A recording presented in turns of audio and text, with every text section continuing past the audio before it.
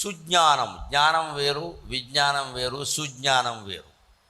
విజ్ఞానము అంటే ఈ భౌతిక ప్రపంచానికి సంబంధించిన పరిజ్ఞానం, మన పుస్తకాల్లో ఉంటుంది, లోకయాత్ర చేస్తే తెలుస్తుంది.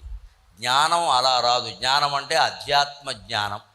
అధ్యాత్మ అంటే ఈ జీవుడు ఎక్కడి నుంచి వచ్చాడు, నేను నేను అని అనిపిస్తున్నది అది ఏమిటి, అది అంతర్గతంగా లోపలికి వెళ్ళి ఆలోచిస్తే తప్ప తెలియదు అసలు అది. అందుకని ఆ సుజ్ఞానం కోసం అది జ్ఞానం. దాన్ని సుజ్ఞానము అంటే బాగా నిలబెట్టుకోవాలి. సుష్ఠు జ్ఞానం, సుజ్ఞానం. ఎవరి వల్ల అవ్వడానికి ఎందుకు చెప్పడం పని లేక అవుతాయి. అదే సుజ్ఞానం. మీకు నిజంగా ఆత్మ ఏమిటో తెలిస్తే జ్ఞానమే. ఆడికి ఆత్మనిష్టలో ఉండాలి కదా, నిలబడాలి కదా. మళ్ళీ గంటకే జారిపోతే అలాగా జారకుండా ఉండేది సుజ్ఞానం. సుజ్ఞాన సహితులై సొబగుమీరెడివారు అంటే ఎప్పటికప్పుడు మన మనస్సును మనం పరిశీలించుకుంటూ ఉండాలి. అప్పుడు సుజ్ఞానం నిలబడుతుందండి ఖచ్చితంగా. వ్యాసుడు చెబుతాడు భారత